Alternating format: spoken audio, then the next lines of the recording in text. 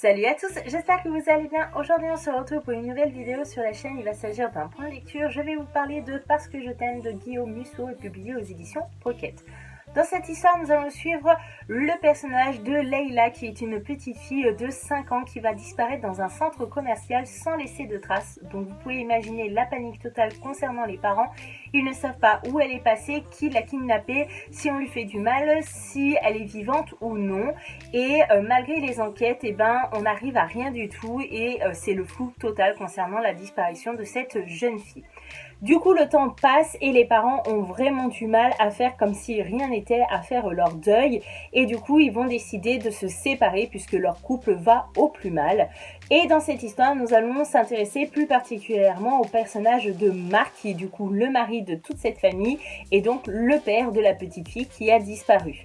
Et du coup, Marc, on va voir que au fur et à mesure du temps qui passe, il va connaître la descente aux enfers puisque il avait une vie plutôt ordinaire, le mari parfait, le père d'une adorable petite fille. Il avait une vie professionnelle plutôt bien rythmée et bien développée. Il était un médecin reconnu et apprécié de tous, donc il gagnait très bien sa vie. Mais voilà, la disparition a provoqué chez lui un traumatisme violent et on peut bien l'imaginer. Et en fait, toute sa vie va basculer depuis cette disparition et on va suivre tout ça. Dans le résumé, et donc je ne spoil personne, en gros on va apprendre que Marc va recevoir une nouvelle qui va changer toute sa vie puisque on va retrouver Leila, cette petite fille disparue il y a des années auparavant et du coup il a hâte de retrouver sa fille, d'avoir des retrouvailles joyeuses, de pouvoir la serrer dans ses bras. Sauf qu'il y a un élément un petit peu perturbant et un petit peu frustrant pour Marc, c'est que sa fille est plongée dans le mutisme complet, c'est-à-dire qu'il n'y a aucun son, aucun mot qui sort de sa bouche.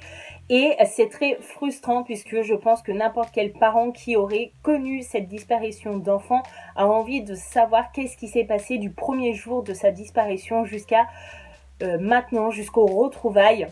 Et le fait de ne pas avoir toutes les réponses à ces questions, c'est un petit peu frustrant et j'avoue qu'en tant que lecteur, on est un petit peu dans la même dynamique, dans la même ambiance que Marc. Du coup, j'irai pas plus loin concernant le résumé de ce bouquin puisque moi, j'en savais pas plus en me lançant dans cette lecture et j'ai envie que vous puissiez découvrir le livre comme j'ai pu avoir la chance de le faire et je peux vous assurer que je suis juste étonnée et je suis super contente de vous le présenter aujourd'hui parce que ça a été un coup de cœur je pense, même si j'ai pas encore assez de recul pour savoir si c'est réellement un coup de cœur, mais j'ai passé un super moment en compagnie de ce bouquin. C'était mon premier Guillaume Musso et je suis super contente de l'avoir lu et d'avoir enfin pu découvrir la plume de cet auteur. J'en entendais parler énormément, que ce soit sur les blogs littéraires, que ce soit dans les librairies, sur les chaînes Booktube et jamais je m'étais lancée parce que pour moi un auteur trop populaire me fait peur, j'ai peur d'être déçue.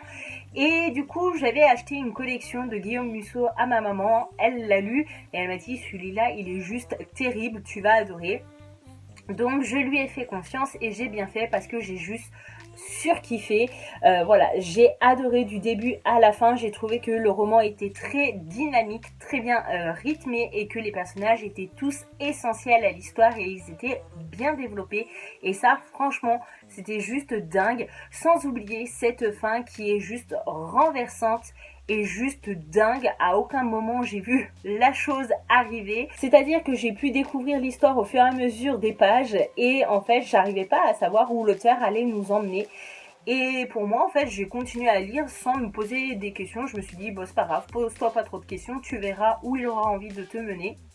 Et là quand j'ai su ce qui était caché derrière toute cette histoire, je me suis dit mais l'auteur est juste dingue, il a réussi à nous manipuler du début à la fin et j'ai trouvé ça juste renversant et tellement talentueux de sa part. J'irai pas plus loin concernant le point lecture de ce bouquin parce que j'ai pas envie de vous spoiler et je sens que je m'emporte énormément et que j'ai envie de vous dire plein de choses, mais je serais ravie d'échanger avec les personnes qui ont lu ce bouquin en commentaire. N'hésitez pas à m'écrire si c'est le cas.